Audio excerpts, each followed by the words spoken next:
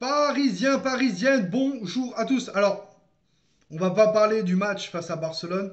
Voilà, je vais pas revenir sur le match Paris Saint-Germain-Barcelone. Vous savez mon avis, vous savez pas, je vous invite à voir mon débrief qui est juste en dessous de la vidéo sur le débrief du match entre Paris Saint-Germain FC Barcelone. Clairement, on va pas parler.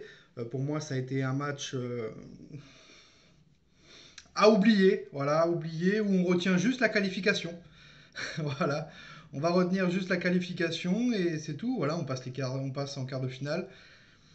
Alors, je passe peut-être pour un méchant envers certains supporters quand je dis que pour moi le Paris Saint-Germain a été exécrable en première période, un peu mieux en seconde, et qu'on me dit oui, mais on peut pas toujours être au bon niveau. Eh ouais, mais c'est un match de Ligue des Champions. Voilà.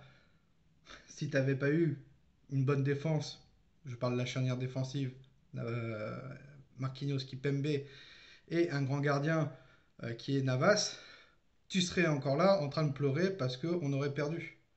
Et limite, peut-être pas qualifié parce que en première période, les Barcelonais étaient remontés à bloc pour vraiment essayer de tout faire. Et ce qui me dérange encore plus, c'est que on retient plus le match nul et la bonne performance du FC Barcelone, alors que le Paris Saint-Germain vient de se qualifier en Ligue des Champions pour les quarts de finale. Voilà. Donc, hier, encore quelqu'un qui a pris la parole. Leonardo, notre directeur sportif. Voilà. Beaucoup se plaignaient l'année dernière qu'il prenait pas trop la parole. Bah là, il prend énormément la parole. Hein, et, pratiquement tous les deux mois, si je dis pas de bêtises, ou 2, 3 mois. Voilà. Hier, clairement, il a pris la parole sur une émission sur AMC Sport où bah, il a rassuré, hein, clairement. Les supporters, ils étaient comme ça après Barcelone. Le mec, il a dit bon, on rassure. Voilà, on va parler un peu des dossiers prolongation.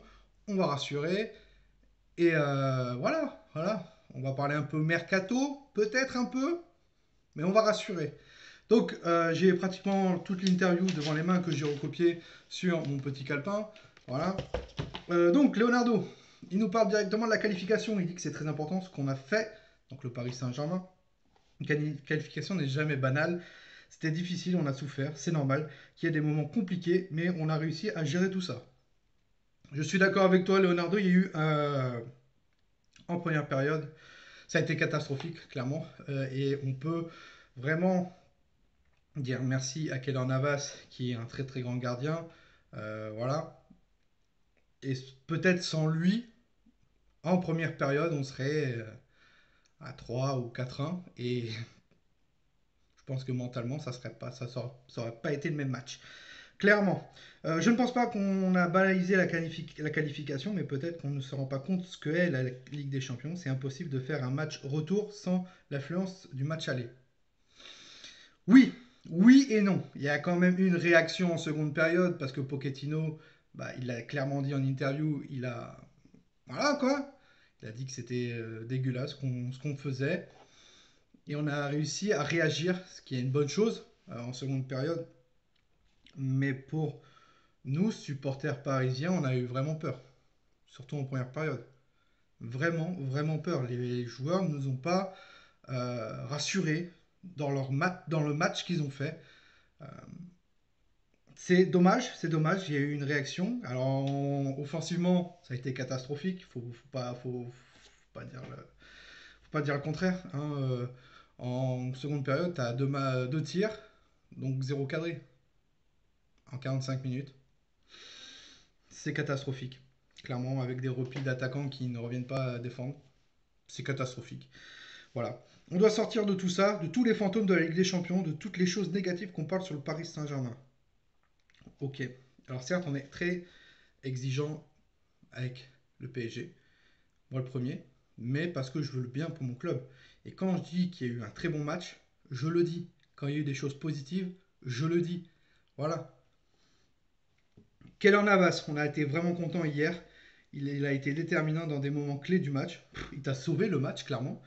Il a été fantastique, ça fait partie d'une équipe. Comme l'attaquant, c'est un gardien qui te fait passer le tour. C'est l'un des meilleurs gardiens au monde. Pour ça, je suis d'accord. Et j'étais pessimiste quand il est arrivé au Paris Saint-Germain, clairement sur ses dernières performances qu'il avait eues avec le Real de Madrid. Euh, c'est vrai que depuis qu'il est au Paris Saint-Germain, il a fait passer un cap sur un poste qu'on avait énormément de mal. Donc vraiment chapeau, chapeau, chapeau. Et pareil pour Kylian Mbappé qui était l'attaquant cité pour le match aller qui nous a fait passer le tour. Ensuite, il parle un peu plus des prolongations de contrat. Il parle donc de Di Maria où ça a été dit hier via RMC que Di Maria allait prolonger d'un an jusqu'en 2022. Voilà, donc là il nous dit que Di Maria, on a des joueurs qu'on veut prolonger, Mbappé, Neymar, Di Maria, Bernat, Drexler. On va parler avec eux. Il y a beaucoup de choses dans la bonne voie. On va voir dans des prolongations courtes pour arriver à la signature. Ce n'est pas encore signé. Voilà. Il y a des touches. Voilà. Et pour l'instant, les touches les plus proches, c'est Neymar, Di Maria et Bernat. Drexler, Pochettino voudrait qu'il reste. Et Mbappé, bien sûr, il a le cul entre deux chaises. Voilà. Ensuite, il parle de Mbappé et bien sûr du cas Neymar, où il dit qu'ils essayent et il parle avec eux pratiquement tous les jours pour arriver à une conclusion le plus vite possible. Je pense que c'est un bon moment pour tout faire. Les deux parties doivent avoir la volonté de prolonger, c'est clair pour tout le monde. Je pense que tous supporters du Paris Saint-Germain veulent que Mbappé et Neymar restent au Paris Saint-Germain le plus longtemps possible. Voilà. Même si pour moi je dis que Mbappé partira parce que ça va être très compliqué. Mbappé se voit déjà pour moi au Real de Madrid. Il l'a toujours dit, il a toujours clamé son amour pour le Real de Madrid. À voir. Est-ce qu'on peut le prolonger pour 2 3 ans? Pourquoi pas? Ça peut être une bonne solution. Neymar, je l'ai toujours dit, il terminera sa carrière européenne au Paris Saint-Germain. À voir. Mais si, la priorité c'est de prolonger les joueurs qu'on a déjà dans l'effectif. On est obligé de mesurer ce que sera cette saison au niveau financier. Elle est influencée à cause de la pandémie. Voilà. Et ça va être pratiquement, je pense, le mercato de l'année prochaine, estival, basé sur si il y a des joueurs qui ne veulent pas prolonger, voilà, ils seront remplacés dans la foulée. Ce qui a été fait au mercato estival, avec Keane qui remplace Cavani, Rafinha qui remplace un peu le cas Aouchiche, voilà, un joueur offensif. Euh, Thiago Silva, malheureusement, qui n'a pas été euh, remplacé. Meunier qui a été remplacé par Florenzi, etc. Donc voilà. On n'a rien à dire par rapport à Neymar sur son engagement. Ce n'est pas juste de parler de Neymar de cette manière, donc de parler de son hygiène de vie, voilà, parce qu'on sait que Neymar, c'est un gamer, voilà, il est toujours sur les réseaux sociaux, il sort. Bon, en ce moment, il sort plus trop parce qu'avec le Covid. Mais voilà, c'est au niveau de son hygiène de vie où le mec, voilà, il se tape des séries. C'est une personne comme tous les autres. Voilà, maintenant, il faut qu'il soit un peu plus intransigeant avec lui-même et qu'il se dit, voilà, je suis un joueur de haut niveau professionnel. Et si je veux être meilleur comme les bons, comme Cristiano, Ronaldo, comme des Zlatan Ibrahimovic qui sont encore là, qui ont 37, 38 ans, je crois que Ronaldo a 35, et qui sont encore au top de leur forme, il faut qu'il soit pareil. Il faut qu'il ait une hygiène de vie irréprochable. Voilà, après on parle aussi de donc, Cristiano Ronaldo.